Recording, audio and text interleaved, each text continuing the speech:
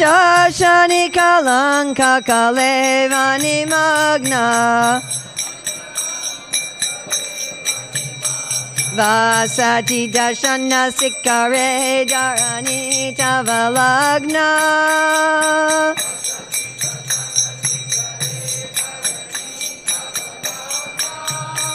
Shashini kalanka kalevani magna Vasati dashana sikare dharani tavalagna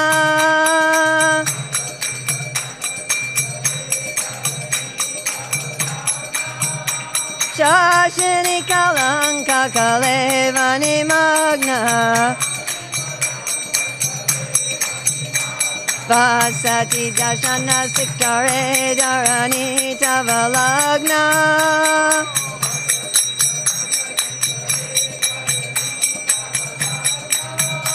Shashini kalanka kalevani magna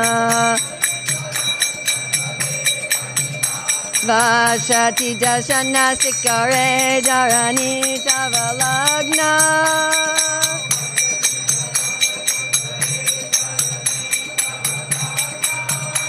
Shashini kalanka kalevani magna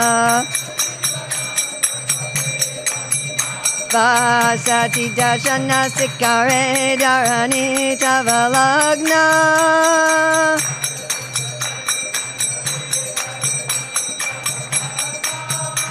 Shashini kalanka kalevani magna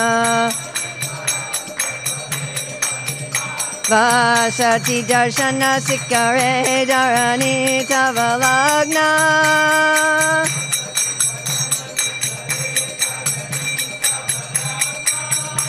Shashini kalanka kalevani magna Keshavadvita Sukarupa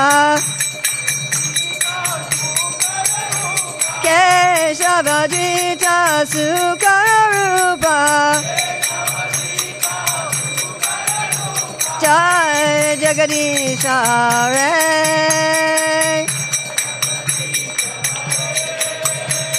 Jai Jagadisha Hare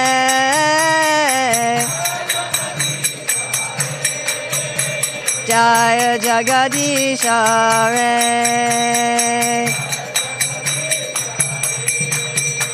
Vasani Krasana Sikare Dharani Tavalagna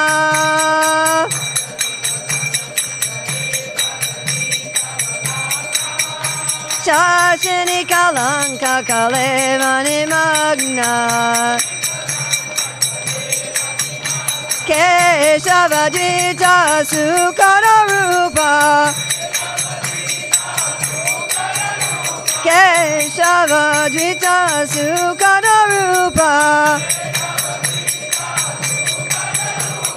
Jai Jagadisha Hare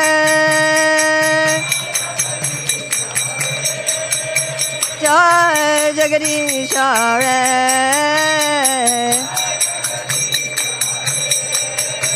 Jai Jagadisha Hare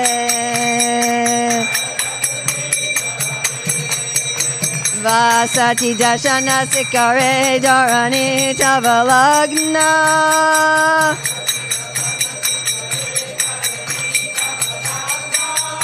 Shashini kalanka kalevani magna Keshavadvita Sukararupa Keshavadvita Sukararupa Jai Jagadisha Hare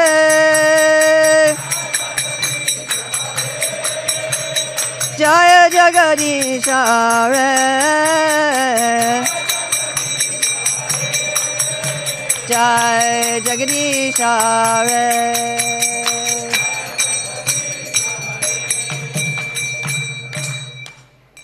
Radha ki jai, Srila Prabhupada ki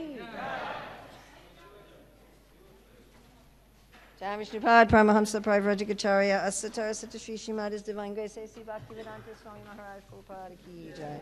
Iskcon Founder Acharya Srila Prabhupada Ki Jai. Anantakoti Vaishnava Vrinda Ki Jai. Namacharya Srila Haridas Thakur Ki Jai. Prem Shikaho Shri Krishna Chaitanya Prabhu Nityananda Shri Advaita Gadadhar Shri Vasadi Gaur Bhakti Vrinda Ki Jai. Shri Shri Radha Krishna Gopinath Shai Mukunda Radha Kunda Giri Govardhan Ki Jai. Vrindavan Dham Ki Jai. Jai, Navadvip Mayapur Dhamma Ki Jai, Jagannath Puri Dhamma Ki Jai, Gangamaya Jamuna Devi Ki Jai, Bhakti Devi Ki Jai, Samaveta Bhaktivinoda Ki Jai, Gaur Premanande. All glories to the assembled devotees. All glories to the assembled devotees. All glories to the assembled devotees. All glories to Sri Guru and Gauranga. All glories to Srila Prabhupada. Nama Om Vishnu Padaya. Krishna Prastaya Bhutale Srimati Bhaktivedanta Swami Niti Namane Namaste Saraswati Deve Gauravani Pacharane Nivasesa Sanyavadi Paskachate Satarane Vandeham Shri Guru Shri Yuta Padakamalam Shri Gurun Vaishnavam Scha Shri Rupam Sagrajatam Sahagana Raghunatam Vitam Sam Sajivam Sadvoitam Sadvadutam Parijana Sahita Krishna Chaitanya Devam Shri Radha Krishna Padam Sahagana Lalita Shri Vishakam Vitam Scha Panchakalpatubhishcha Kipasandavya Bhatapati Chanam Pavanevyo Vaishnavebhi Namo Namah. Om Namo Bhagavate Vasudevaya. Om Namo Bhagavate Vasudevaya. Om Namo Bhagavate Vasudevaya. So it's February 17, 2019, the appearance day of Lord Varaha in the Glory of India Temple in Delhi. We have a translation? Someone's going to be translating? Oh, translation is in the back. So it's going to be simultaneous translation. Oh, okay. Who's doing the translating? Okay. So if I go too fast, or if I say something you don't understand, would you wave at me? Okay? Okay. Good.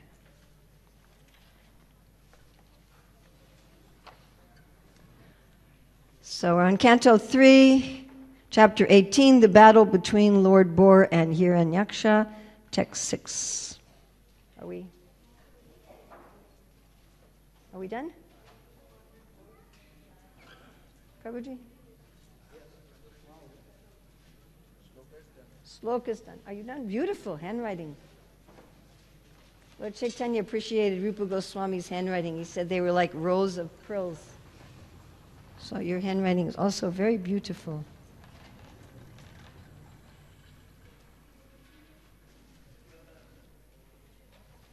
Looks like it's printed.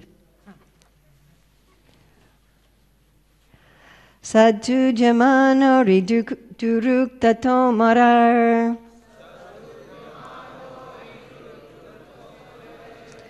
Right, we'll try that again. I'll try that again. Yatu jamano riduruk. No, it's the same. Count me with the meter. Yatu jamano riduruk tato marar. Damstraga gam gam upalakshya bitam. Todam mishan niragaram bhumadyad.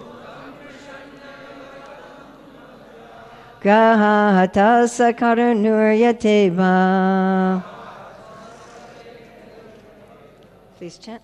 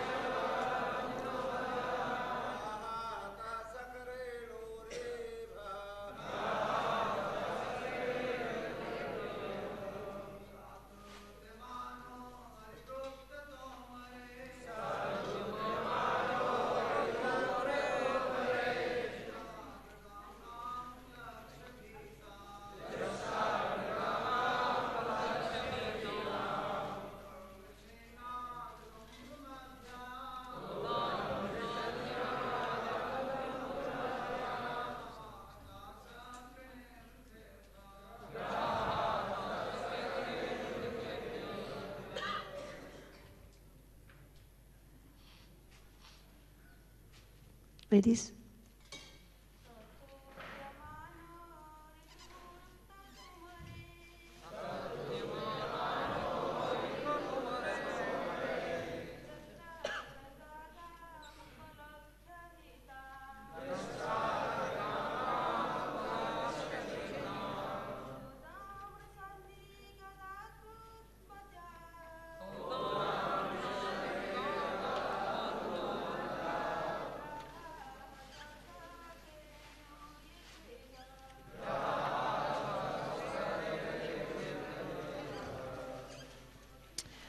Okay, before we read this verse, I would like to just read the translations of the 3 previous verses.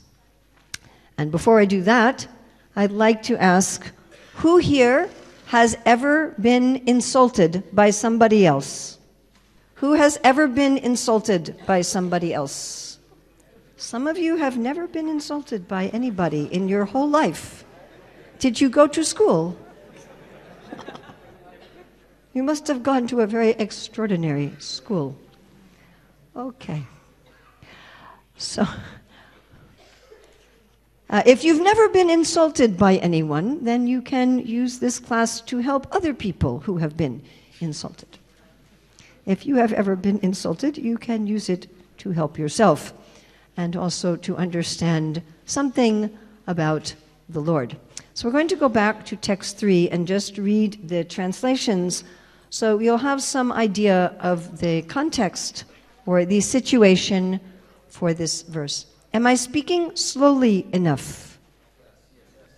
Slowly enough? It's okay? For you also? Okay, very good. The demon addressed the Lord. So this is Hiranyaka talking to Varaha. O best of the demigods, dressed in the form of a boar, just hear me. This earth is entrusted to us, the inhabitants of the lower regions, and you cannot take it from my presence and not be hurt by me. So he's telling the Lord, this is my planet. The demon is saying, this is my planet. If you take it, I'll hurt you. Like imagine someone coming in your house and taking your computer, your phone, your shoes. These are my shoes, and I will hurt you if you take them. Okay, text 4. You rascal, you have been nourished by our enemies to kill us, and you have killed some demons by remaining invisible. O fool, your power is only mystic. So today I shall enliven my kinsmen by killing you.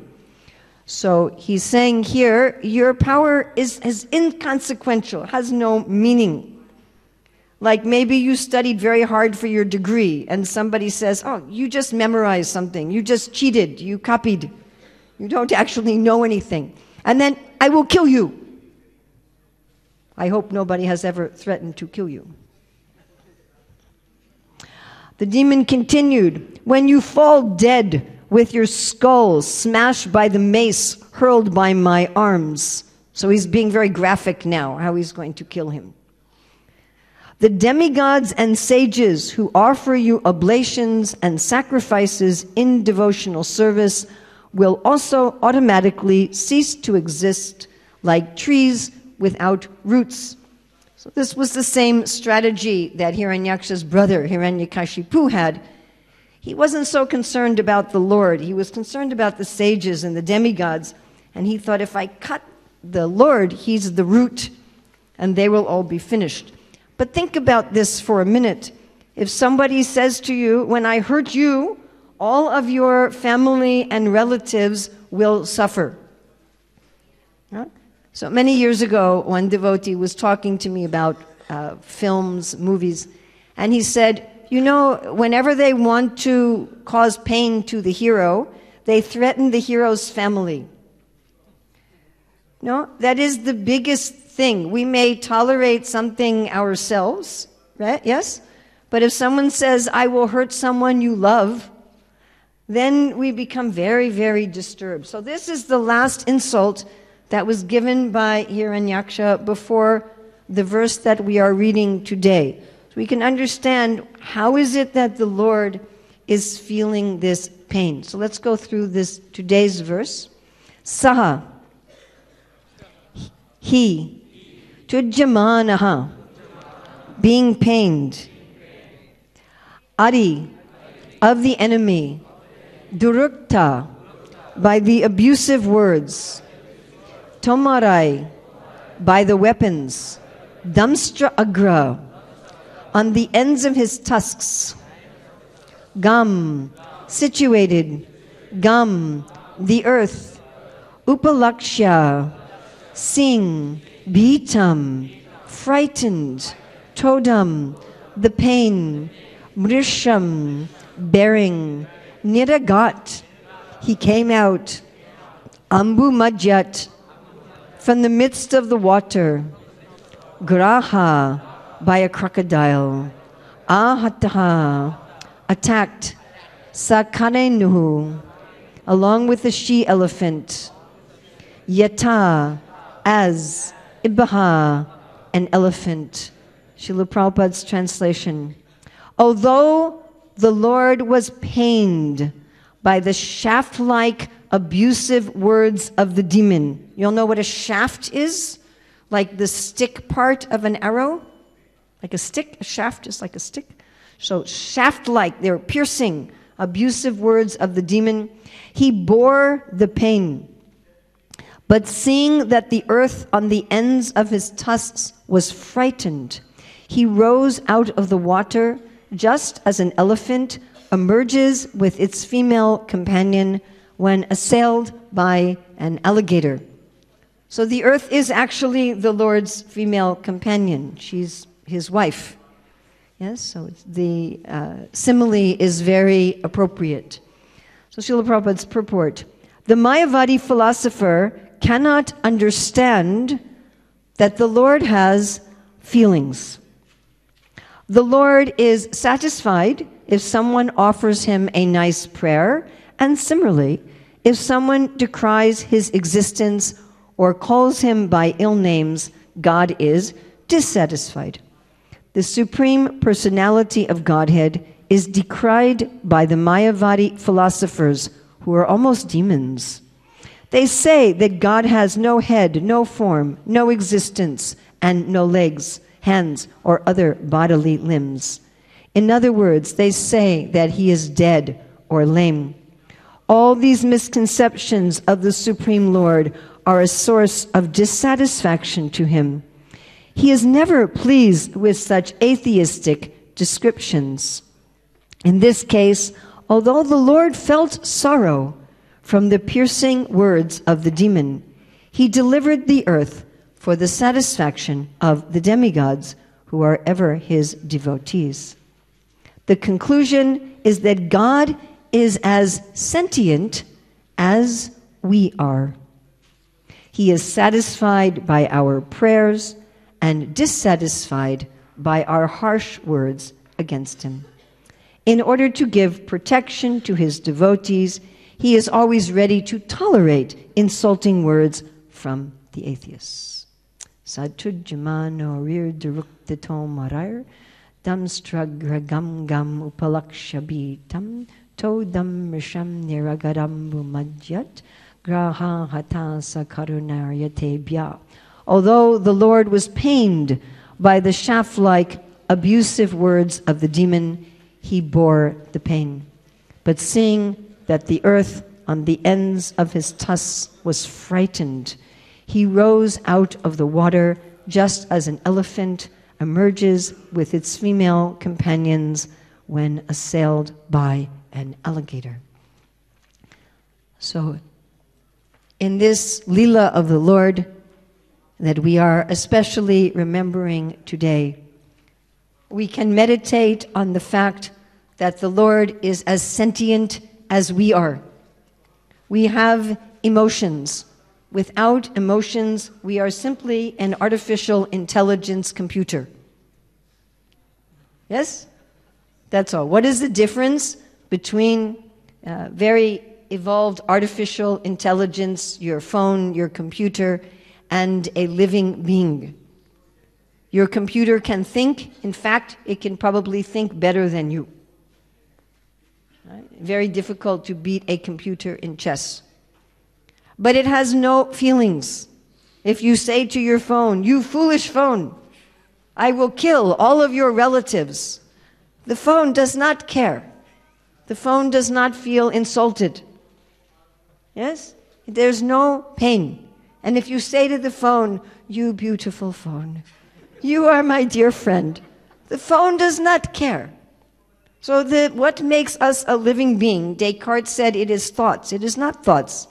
It is desire. It is emotion. That is the essence of bhakti. Bhakti is the interplay of the emotion between the soul and God. That is the essence of bhakti, to love God. Love is an emotion, to desire to serve God. These are the symptoms of a living being. So God is the supreme living being. Nitya Nityanam Chaitanas Chaitananam. He is the supreme.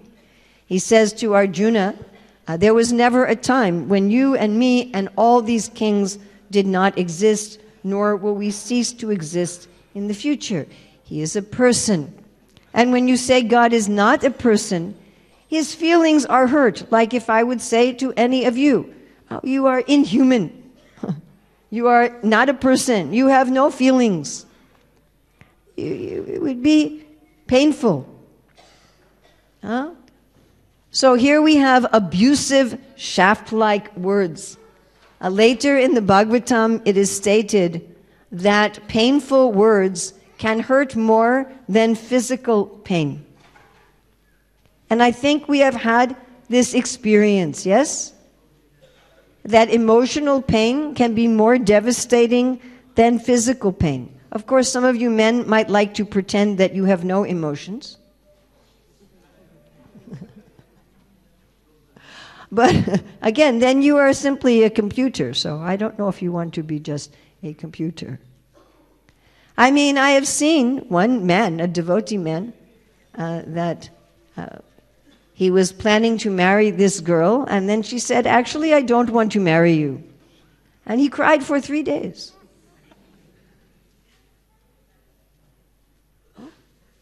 Painful words.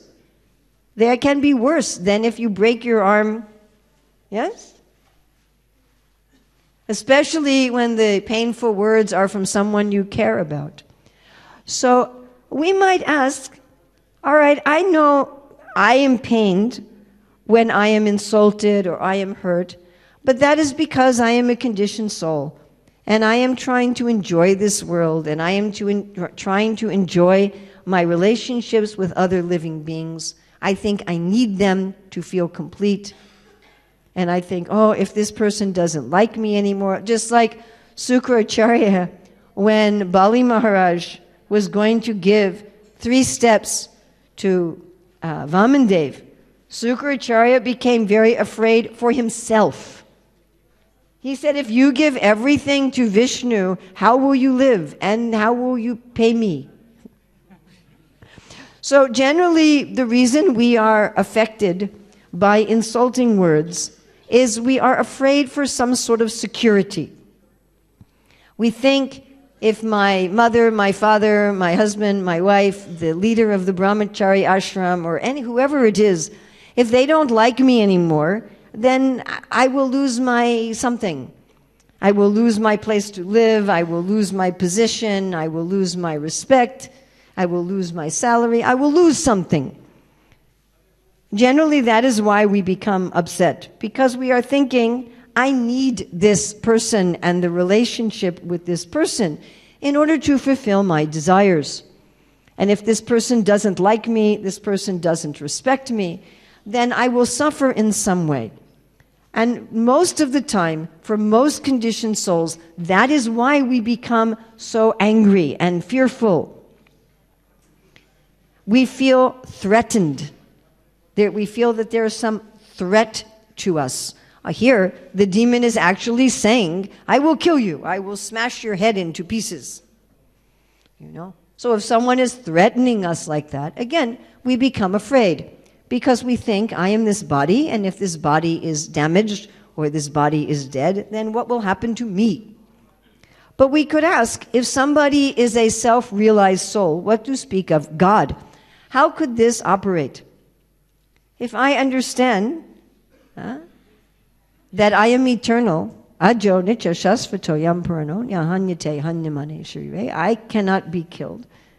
I cannot be hurt by any weapon. Krishna lists the weapons, yes? Water cannot be dried, you cannot be moistened, you cannot be broken into pieces. So it becomes laughable. I will break your head. You cannot break my head, I am a soul. My head cannot be broken. You can break the body, but I am not the body. Go break the body. What do I care? And we see that with great souls like Haridas Thakur, he's like, you want to beat me in 23 marketplaces? You go ahead. You cannot beat me. I am the soul. And the soul is Atmarama, satisfied in themselves. Krishna says very clearly in the Bhagavad Gita that a self-realized soul has no need to depend on any other living being. They have no reason to do their duty, no reason to give up their duty, and they're not dependent on any other living being. Therefore, whoever insults you or threatens us, what does it matter if we are Atmarama, if we are self-satisfied? It shouldn't matter at all. And in fact, that is the basis of the verse Trinadapi Sunichena Turorivasihishnuna Amanina Manidena Kirtaniya Sarahari. If you know that you are a soul, then other people's insults are nothing. That you're hardly even aware of them, because they cannot pertain to the self. What to speak of for God? If that is true for a self-realized soul, that is true even for an impersonalist, frankly, then why would not that be true for God? Why would God care if this puny little jiva of a demon is spouting some rubbish? I will kill you. You know, it's like, you can't kill me. I'm God. I'm going to smash your head. You're going to smash my head. You know, this is all absurd. And so you think he would just be, who cares what you say? So how is it that the Lord and the devotees are actually affected? We find in the story of Jad Bharata and King Rahugana, at the very end of that story, it is stated in the Bhagavatam that Jad Bharata felt some waves of dissatisfaction at the abusive words of the king. But again, he bore the pain, like Varaha. So what is the cause of this satisfaction, of this dissatisfaction? If we would like to attain to pure love of God, who would like to attain to pure love of God? Who would like to attain pure love of God today? Oh, very good. So the main doorway between the struggling stage of bhakti and the easy stage of bhakti is this Trinadapi verse. Srila Prabhupada says, until the stage of nishta, it is a hard struggle with determination, and after that, everything comes very easily. You can think about, like, if you are riding your bicycle up a hill, and maybe you have to get out and walk it, and going down the hill, you don't even have to pedal. Yeah, just a little steering. And according to Bhakti Vinod, in his Bhajana Rahasya, the verse of the Shikshastaka that indicates the platform of Nishta is this verse, Trinadapi.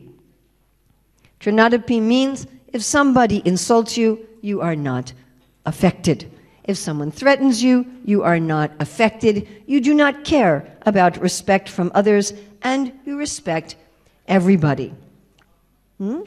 So it would be good for us to understand, what does that mean? Because once we come to Nishta, Krishna consciousness is very easy. There's no more struggle. The struggle with the mind, struggle with Maya is basically over. It's still sadhana bhakti, but easy. Just little steering of the bike. It is good to understand what is our bhakti idea. Because the impersonalists think here, as Prabhupada's saying, that the way we become free from being affected by insults and threats is we lose our emotions. They think God has no emotions and the liberated soul has no emotions. That is their idea. And sometimes in bhakti, we also try to kill our emotions. This is a mistake. First of all, that is not even really Gyan Yoga or Astanga Yoga or Karma Yoga. It is Mayavad. Actually. Instead, we want to understand what is the bhakti idea. So why is the Lord here feeling pain?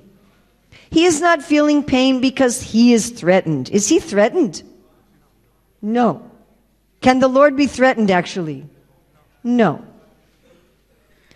You may argue with me, wait a minute, Urmila, what about in the prayers of Queen Kunti, where she said, how are you feeling fear from Mother Yasoda? But that is not on the platform of tattva, that is on the platform of rasa. And there the Lord likes to feel that Mother Yasoda can actually hurt him. He is enjoying that relationship with Mother Yasoda. So that's on a different platform. But the Lord cannot feel afraid that someone's going to threaten him. It's absurd. So what is he pained about? He's pained about the demon who's threatening him. Because when someone is threatening the Lord, he cannot have a loving relationship with the Lord. And without a loving relationship with the Lord, he cannot be happy. Just think if you had a very nice meal, very tasty, cooked by the best cooks, offered to Krishna with love and devotion, all the most first-class ingredients. Whenever I'm in Italy, I say, how is it you always have the best prasadam? They say, because it's all locally, organically grown, heirloom seed ingredients. So the best ingredients, best cooks, best bhakti, you have this wonderful meal.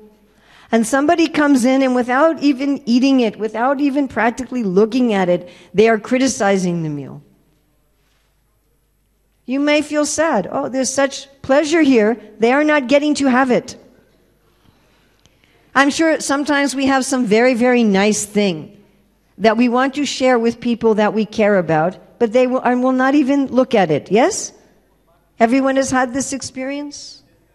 You see something, you read something, you taste something. Here, try it.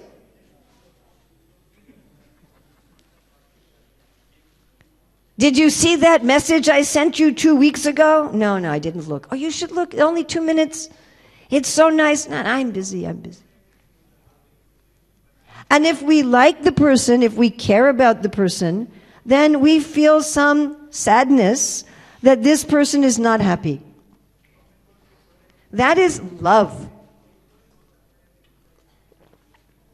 Lust is, I want to use you for my happiness. Love is, I become happy at your happiness. That is love.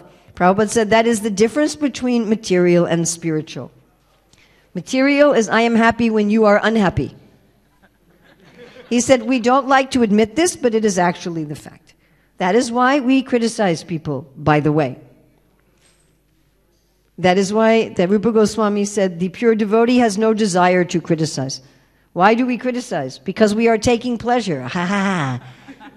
This other person is terrible. They are suffering. They should suffer. Make sure they suffer. As envy. And spiritual is, I want everyone to be happy, even my enemies. Everyone should be happy. If my enemy is happy, I am happy. So the pain the Lord is feeling here is this poor Hiranyaka. He can't be happy.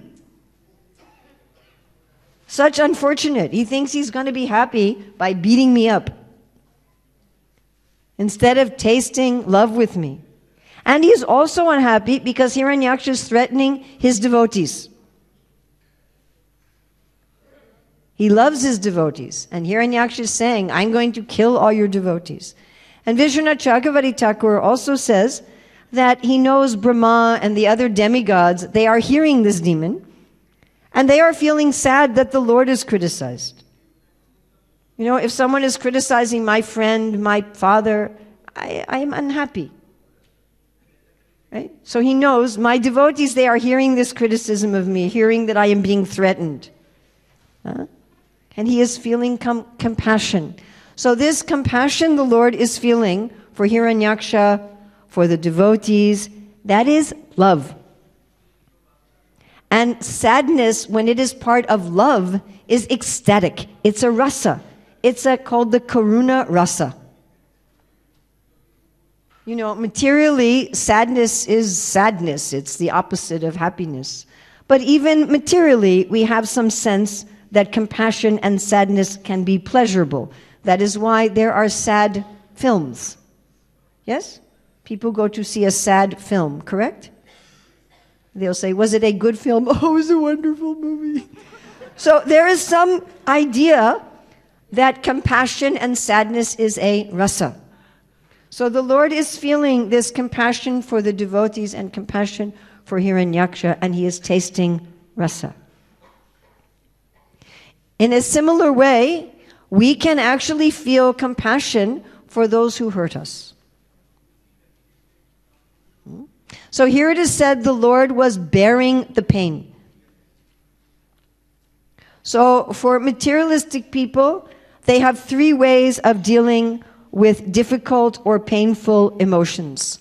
One is they express the emotions. They scream, they cry, they sit in their chair and mope. You know, oh, I'm so terrible. They go over their guilt over and over. They express their emotions, which means they are trying to enjoy them. So when materialistic people express their emotions, they are trying to squeeze some rasa out of those emotions. My dear friends, material emotions will not give you any rasa. It's like the outside of a grain of rice where the rice is already removed. Also, when we express our emotions, we usually damage our relationships. Yes? Okay. Next thing that materialists try to do is they try to escape from their emotions. They play a video game, they watch a movie, they get very, very busy so they don't have time to feel anything, or they take some intoxicant. They try to escape. And the other thing materialists try to do is they try to repress their emotions. I don't actually have any emotions. And there is a tremendous amount of evidence that repressing emotions lead to all kinds of diseases. So sometimes devotees also fall into these traps, that we may try to express our emotions, our materialistic emotions, or we may try to escape them. We may get very busy in our service just to try to stop feeling anything. Or we may also think, well, I'm supposed to control my mind and my emotions, so I should repress my emotions. But this is all in the materialistic way. This is just bhogatyaga, bhogatyaga, bhogatyaga. This is just attachment and aversion. So that's not the way of bhakti. When it's saying the Lord bore the emotions, that's not what this means at all. So, my dear friends, as long as we have a material body, the body and mind will be subject to material emotions. This is nicely explained in Srila Prabhupada's purport to Bhagavad Gita, chapter 14, text 22 to 25. That he says, as long as we have a material body and mind, materialistic thoughts and emotions will go through the body and mind. So how are we going to deal with them so we can actually be at the Charnadapi verse, go through Nishta and come to Prema Bhakti? How will we do it? So first let's look at how we deal with this attachment and aversion, because this is a method used also in the other forms of yoga by the Gyan yogis, Karma yogis, and Astanga yogis, and is given in the Bhagavad Gita. That one should realize that I am the observer. That these emotions going through the mind and body are not me. Neither try to enjoy them, nor try to kill them. Something like the way we deal with some dog on the street. We don't go and pet the dog, and we don't throw a rock at the dog. We just walk past the dog. There is a dog. Okay, it is a dog. And in a similar way, we can, okay, in my mind there is some anger, in my mind there is some fear, in my mind there is some guilt, but it is just a dog on the street. I will not feed it, and I will not kill it. I will leave it, and it will go away by itself. So this is a very important part, actually, of sadhana, in any yoga system. And Krishna is very clear on this point when he talks about the fall-down sequence in Bhagavad Gita 2:62 and 63. In 2:64, he says you should be free from attachment and aversion. And in 14:22 to 25, he says that one who does not hate illumination, attachment, and delusion when they appear, nor long for them when they disappear, who remains neutral, knowing that the modes alone are active. So that is there. But if that is all that we do, then we need to also add bhakti. That is part of our practice of bhakti, undoubtedly. Just like it's part of any part of yoga, it's throughout the Gita, throughout the Bhagavatam. But it is not enough. It's necessary, but it is not sufficient. We also need to turn those emotions into their original form, to find the actual bhakti rasa. Instead of trying to squeeze some rasa materially, we need to have some actual rasa, param drisva nivartate. If you just simply try to deal in a detached way with the material emotions, it will not ultimately be satisfying. Yes, a person will find great peace. That is a fact. If you just practice detachment, you will find peace. Tvajak chanti kalevaram. Yes, that is a fact, but peace is not enough. Yes? Anandamaya bhyasat. We want pleasure. So to turn those emotions into something of bhakti. It can just be compassion for the person who is insulting us. We might just think in our mind, may you become happy. May you learn your lessons through joy. Even if we think the person is a royal donkey, we can think, my dear foolish donkey, may you learn your lessons through joy. Oh, my dear Maha Aparadi, may you learn your lessons through joy. May you not have to suffer for your offenses. We want to learn through joy, yes? Anybody want to learn through pain? If you had a choice to learn through joy or through pain, would you learn through joy? Yes. So you wish that for your enemies also, because what you wish for others comes back to you. If you want your enemies to suffer for their mistakes, then you will also suffer for your mistakes. That's how the world works. So turn it to some compassion.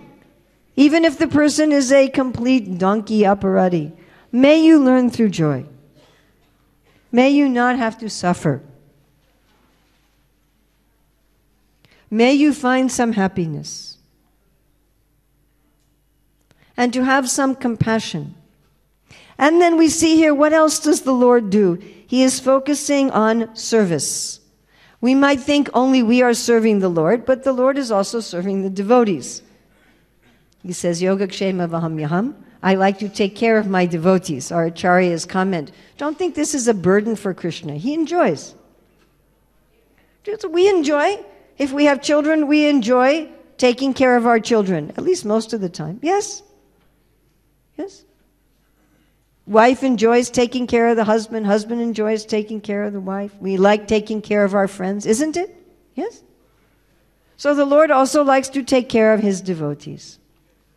And Lord Varaha is focused on service, especially to whom? Who is He focused on serving? Anybody remember the verse we read half an hour ago? So long ago in Kali Yuga, people. Dharani. He's focused on serving his wife. She's afraid. It says she's frightened. She's afraid The demon, it says in the second canto, the demons were pulling oil out of the earth, the lifeblood of the earth, and they made the earth off balanced, and she fell into the bottom of the ocean, and she's afraid, she's scared. And the Lord is a hero. He sees that his woman is afraid. He's heroic. I'll save you. So some service, and he's thinking about the other devotees, the demigods, Brahma, the other devotees. They are also scared. Oh, there's this big demon. So to turn our emotions to service. When we are so affected by insults and people offending us, who are we thinking about? When I am so angry and upset that someone has insulted me, who am I thinking about? Who am I thinking about? Myself, yes? How did he do that to me? I'm so wonderful. How dare he do, you know? I'm thinking about myself only.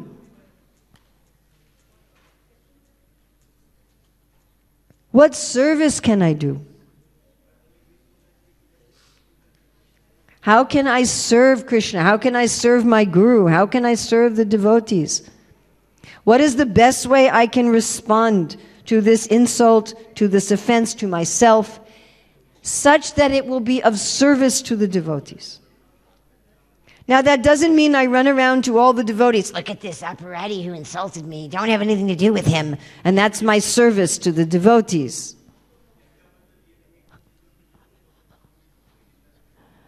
No, not usually. Prabhupada didn't like that. If someone had a fall down, someone had some difficulty, it happened, you know. There was this one sannyasi, he gave up his sannyas, went off with a woman, and the devotees wrote letters to all the temple presidents in the world. Prabhupada was very angry. He said, now you have embarrassed him, you have shamed him. How will he go on in bhakti? So that is not our service. It's not that our service is to tell everyone how we were insulted.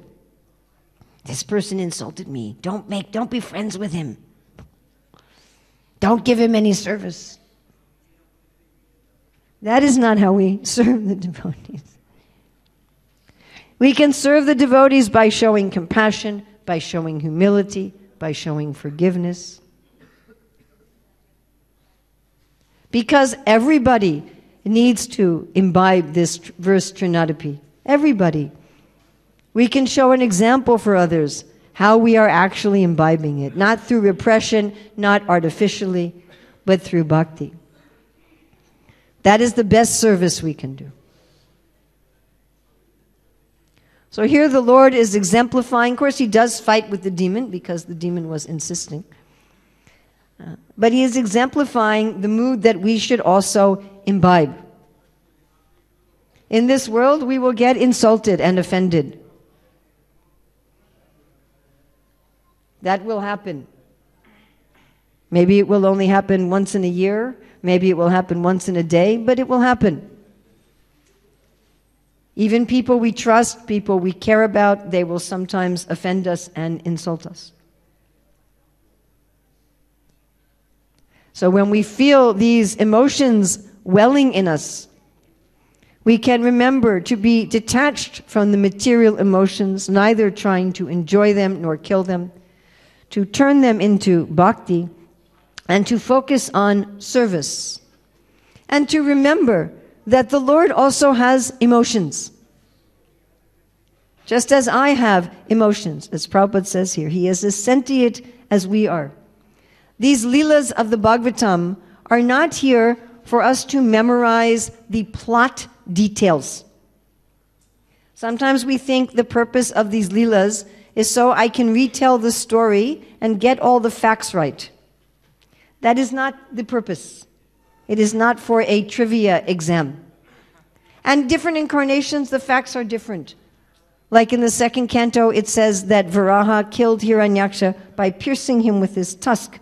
And here it says he slapped him with his foot. So the Acharya said he slapped him with his foot and then he pierced him with his tusk. Or it could be different incarnations. And different devotees seeing the pastimes from different angles of vision may describe them differently in terms of the facts. The purpose of these lila is to exchange rasa. For the Lord to exchange rasa with his devotees. That is actually his interest.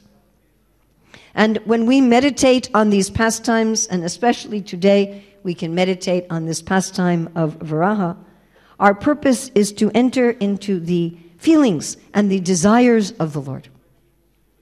And to think, am I giving the Lord pain or pleasure?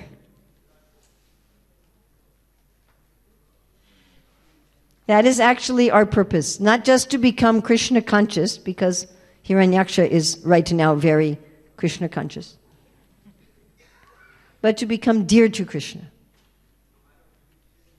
to please him, not just to be aware of him, but to bring him some happiness. And how do we bring Krishna happiness?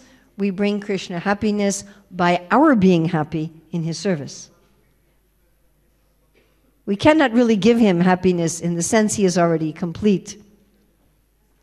But he becomes happy when he sees that we are genuinely happy in spiritual life. That is the happiness we can give him. When because of loving him, because of serving him, we are satisfied, he becomes very satisfied.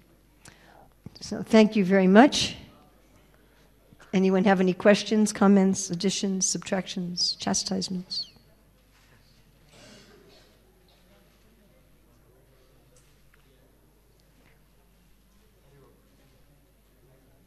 Do we have a traveling mic? Does anyone have a question? Anybody? There is a question there. Do we have a microphone? And one there. Microphone? Is there a microphone or no? Or you can say and I'll repeat. Microphone's coming.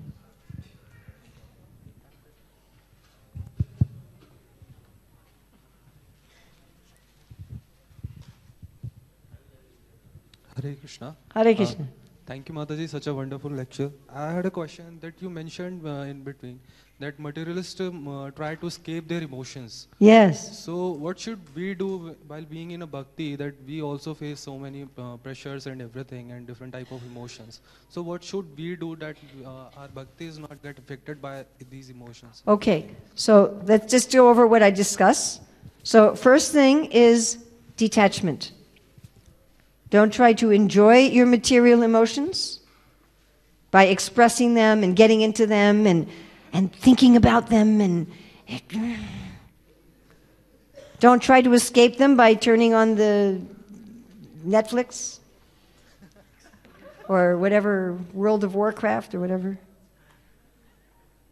And don't try to repress them. I don't have any emotions. I am a machine.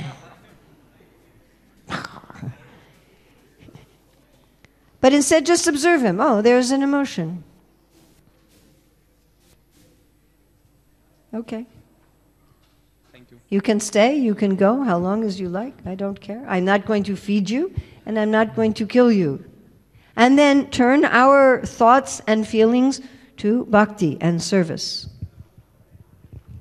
Srila Prabhupada said, just like the business person is riding in the car, and they know how much petrol is in the car. They know if the car is turning right or left. They know, but they are absorbed in their business.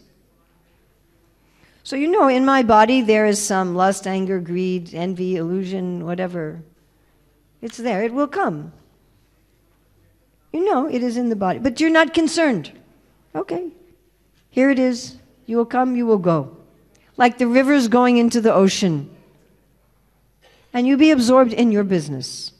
For the material emotions, be the observer and put your consciousness into your service and the spiritual emotions. And then you'll find the material emotions, desires, they will go very quickly. Like 1-2 minutes, they will pass through. Even if they stay a few hours, they'll just let them be. Like a monkey sitting at your window or something. You know? You sit there, okay, you sit there, I'm doing my own business. You want to stay? You want to go? I don't care. And they can shake the bar. I have bars on my windows. I don't care. I'm doing my own business. So have the material emotions be like that. You don't feed the monkey. That's a bad idea.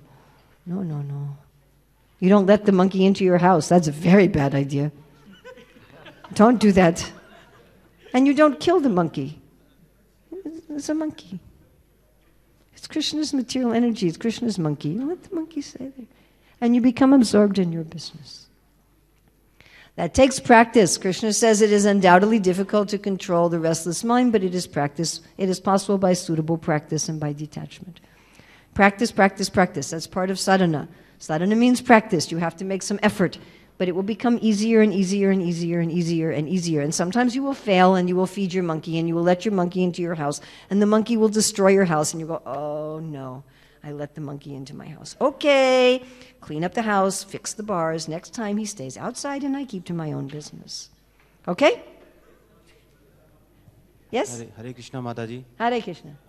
Mataji, my question is, being compassion is from mind, but there are situations that somebody have had to express the emotion. My question is, the basic is, when to retaliate the offense? Okay. When do you retaliate an offense? If the offense is against you, never. If someone else has been offended, you can defend them. But if the offense is against you, never. You can go to the police and you can report a crime for the good of that person and the good of society. But an offense against yourself, never. It will entangle you in karma. And you will become as guilty as the perpetrator, according to Dharma the bull. Is it all right to express emotion? Sometimes, superficially. Like there was this snake who was a disciple of Narada. And Narada said, don't bite anybody. And then he came back, he said, how is it going?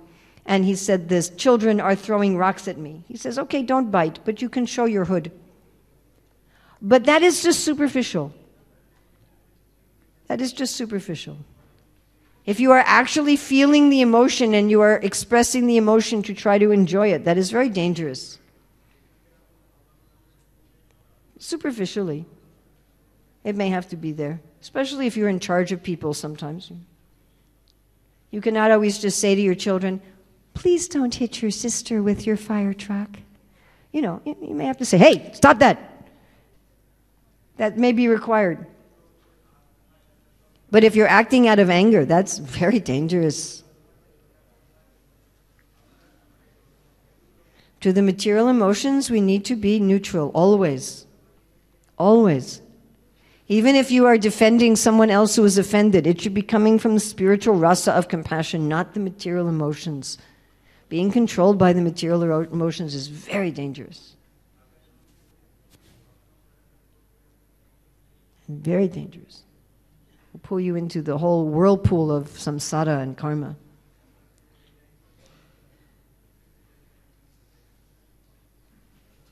The spiritual emotions in bhakti, we have more spiritual emotions than the materialists have.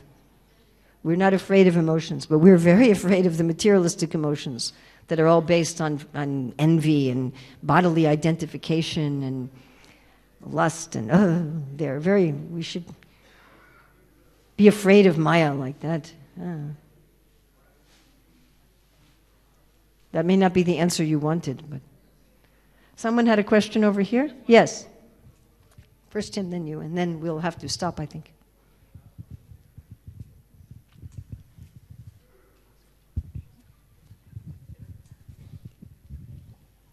You will feel so free when you do that.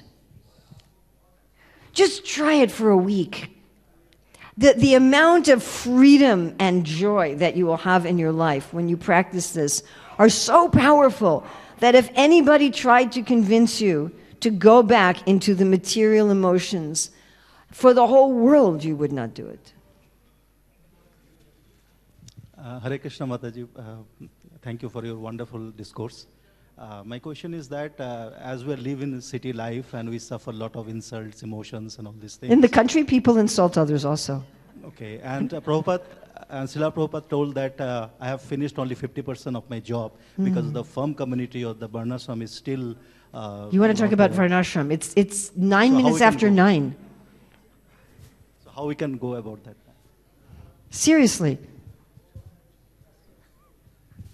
At 9 minutes after 9, you want to have me talk about Varnashram? So I'm working with another devotee. We're writing a book on this topic. Seriously. We've already written it. We're in the stages of editing. We're focusing just on the career portion. We have one chapter on the life cycle, but mostly we're focusing on career. I will try to see if I can answer you in 1 minute. So Prabhupada says first Varna, then Ashram. So I would say that you want to focus first on Varna means livelihood, means your career. That's what it means. And Ashram means this stage of life. Usually it's in relation to age. So it's very easy actually to speak about livelihood because most of the principles of Varna Dharma are ones that people would accept at least theoretically. Ashram Dharma is much more volatile in 2019, but the principles in the Shastra about career, like you should do things according to your nature and you should match your nature to your livelihood. I know in India, nobody seems to believe this. We think in India, you think there's only like 3 careers, you know? You ask anyone, what do you do for a living? Oh, I work in IT. Oh, what do you do? Oh, I work in IT. Oh, what do you do? I work in IT. What do you do? I work in IT. What do you do? Oh, I work in finance. You know, that's like it. Maybe medical doctor. You know?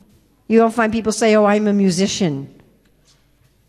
If you say to your mother and father, I want to be a musician, they will be horrified. Or I want to be a teacher. What you will earn as a teacher? You know? So now in India, we think there's only one little piece of one Varna. Honestly, in most of the rest of the world, they have more understanding of this than the Indians, and this is in your own scripture. Hare Krishna. So, first principle is what is your nature? That should be the way you earn a livelihood. And then there are other principles, like one should regularly worship the Supreme, one should give in charity, one should work without ego or lethargy, one should compete within one's career, cooperate between the careers, the difficulty with crossing paths, one should be careful of being tripped up by the various modes of nature. Certain modes of nature tend to impact certain careers more than others. So these are the principles given in the Shastra, and I fully, completely, 100% believe that we can start teaching these principles to the world in general. And through teaching these principles of career as given in the Bhagavad Gita and the Bhagavatam, we can bring people to bhakti. Because ultimately, the principles of career are all related with bhakti. As far as the duties according to the life cycle, I believe that is much more difficult. There will be a big rebellion even by our Iskcon members. So if I were to preach that right now, I don't know if I would ever be invited back to this temple. And I could read it right out of Prabhupada's books. And people would say, I don't know if we want you here. Right? Prabhupada says compulsory marriage for men by 24 and women for 16. So then I am finished. I'm finished. Brahmachari ashram should be finished maximum 24, 25. And nobody will invite me back. They will say, where will all of our brahmacharis go? And I say, they will get married or they will become vanaprastha. And then, no! Then who will wash the pots? So we cannot talk about these things. Now they want to get married at 35 or 45.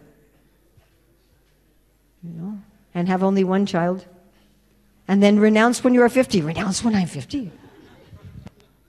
No, when I'm 50, I'm going to get second husband, second wife. So how you cannot talk about this? Very difficult. Yes? So put that off there, over there.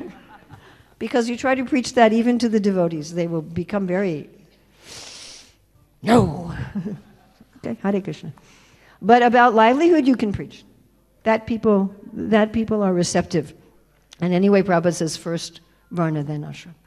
So as we are interested mostly in promoting bhakti. We are not actually so interested in promoting Varnashram. Mostly we're interested in promoting bhakti. But in order to prosecute bhakti nicely, it is good to have a sane and stable society.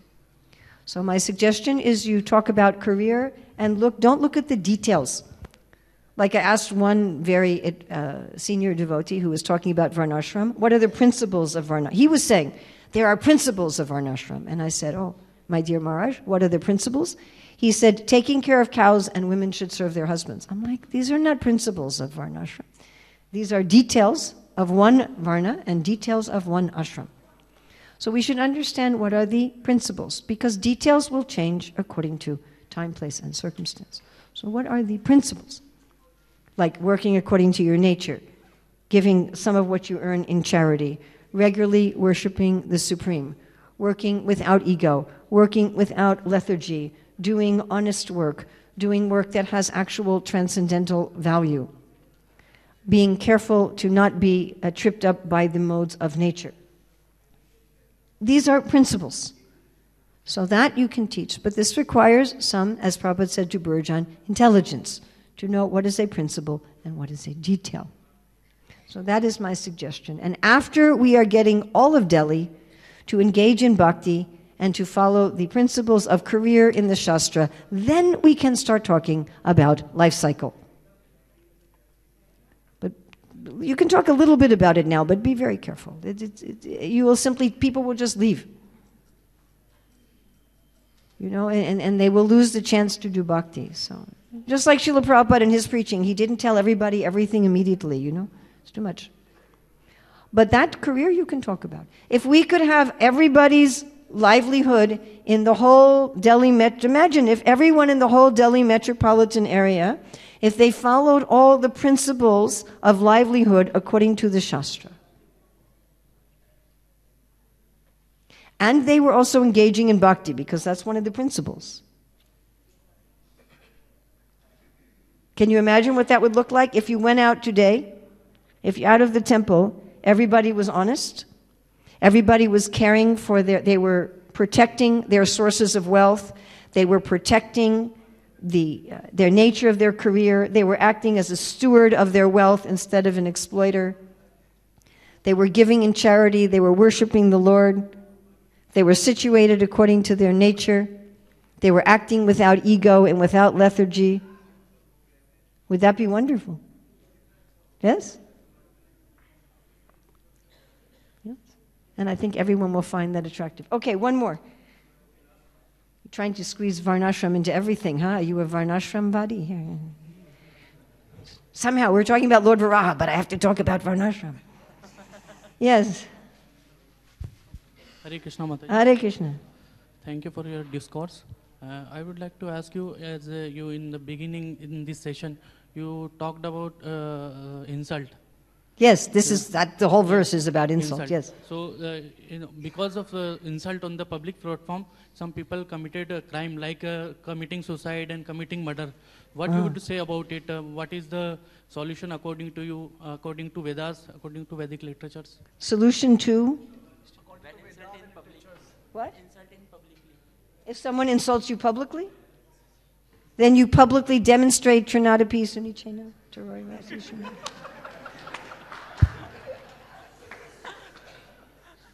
Very simple. That will be first-class preaching. If you are talking, Krishna, Krishna, Krishna, and someone insults you, then all your preaching finished. Yes? Very nice. So thank you very much. Please give me your good wishes that I can arrive safely in Mayapur for Nityananda Trayodasi. And we have a couple of our books here. Are we all out of Manashiksha? Manashiksha finished. Krishna, Krishna. So we have a couple books here if you want. So this is our Krishna conscious novel. This is how to go from material life to Krishna Prema, but it is in the form of a fictional novel. And it's very high philosophy, but the language is very simple. So you can give this as a gift even to family or co-workers who are not devotees. But many sannyasis have told me that they were crying reading it. So, and then we also have this book, the little simple book, How to Chant Hare Krishna Without Offense, How to Become Free from the 10 Offenses. So if you would like a copy, I don't think we have very many copies left, do we? Where is he? Where did he go? There he is. Nanda Gopal Jivan Prabhu. I think we just have a handful of copies. And if you like, I can sign them for you. I can't stay too long because I have a plane to catch. But if you would like one of these books, special cheap price. Thank you. Hare Krishna. Srila Prabhupada ki jai. Shri भरादेव आविर्भाव तिथि महामहोत्सव की, उर्मिला माता जी की जय।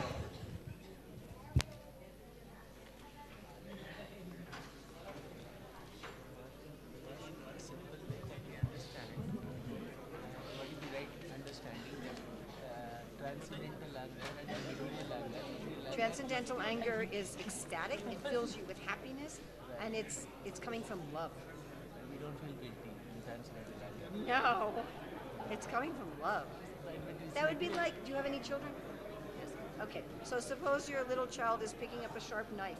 Stop that, put that down. It's loving. That's very different from, you've insulted me, you rascal. Hare Krishna Mataji. Hare Krishna. Oh, I don't have a pen with me. I forgot to bring a pen. Somebody else.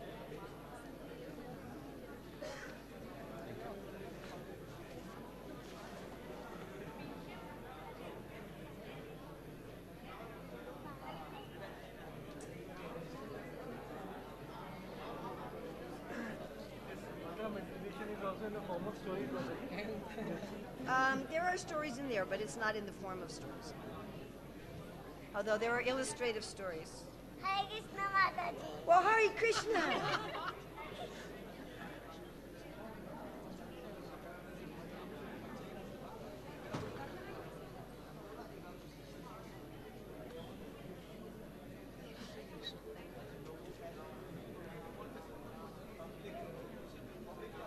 Mother, that was a fabulous talk.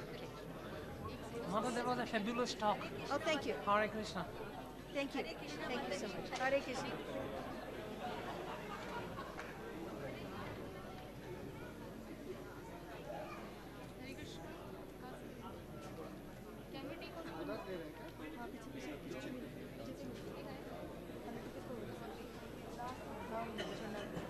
Mataji, Hare Krishna.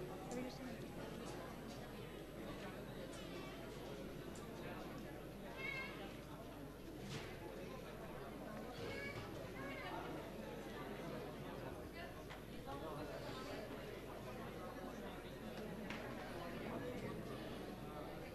Thank you so much. Hare Krishna.